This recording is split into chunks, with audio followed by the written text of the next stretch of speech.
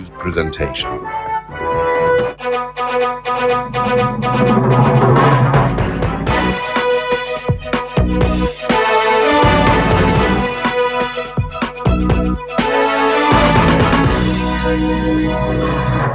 Good morning and welcome to A View from the House. My name is Mkokeli Tanda. In today's program, we look at some of the budget votes debated in Parliament during the past week. We talked to Home Affairs Minister Dlamini-Zuma about her budget vote and more specifically, her announcement that the green ID documents will soon be replaced by a smart ID card. We also have full coverage of the debate on Dr. Aaron Motsoaledi's health budget, and if we have time left, we hear what stakeholders had to say about the proposed legislation on the protection of state information. Within the next few years, the South Africans will have another card in their wallets. In her budget vote presentation in Parliament, Home Affairs Minister Dlamini-Zuma announced that the old green barcoded ID document was to be replaced by a small smart card, the size of a credit card or driver's license. Dr. Dlamini-Zuma joins us now to tell us more about the card and her budget vote in Parliament. Good morning, Minister, and welcome. Good morning. Thank you very much for having me.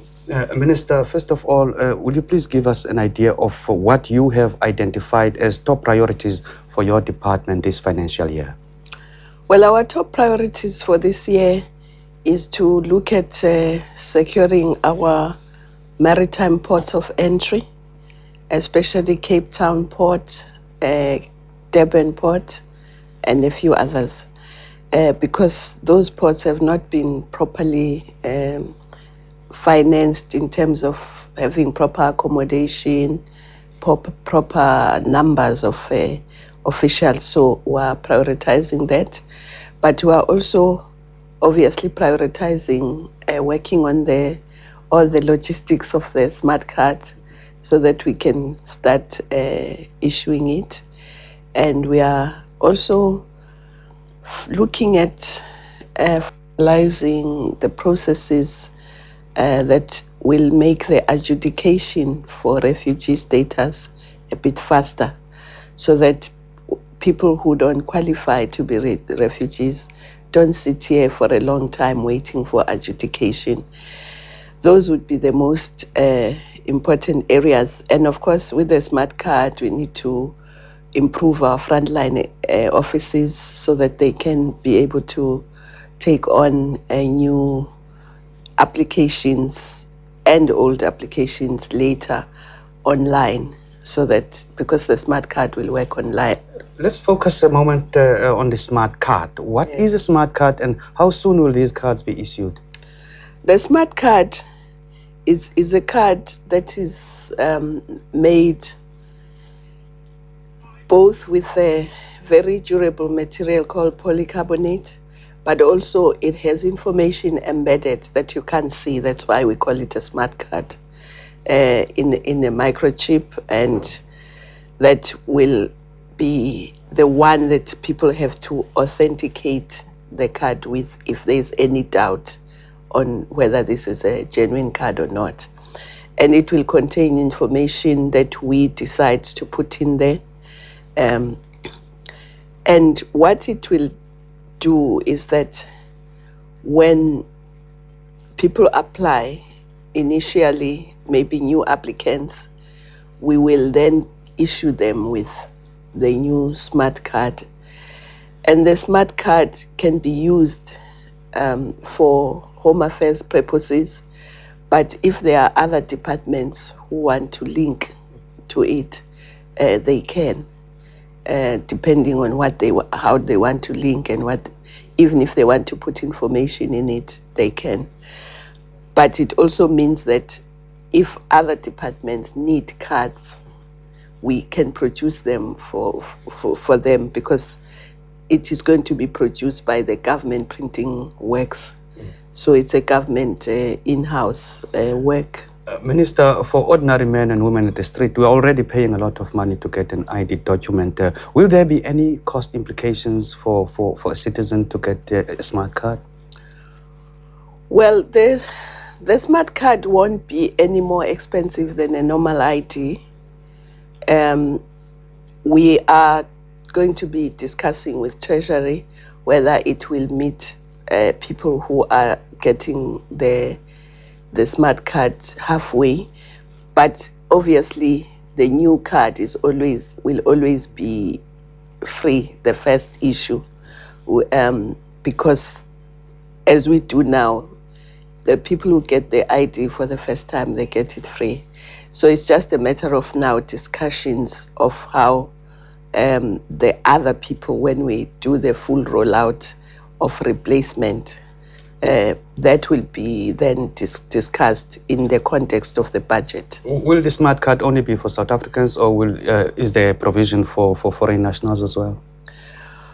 Well, all the people that we issue ID books to, for instance, we do issue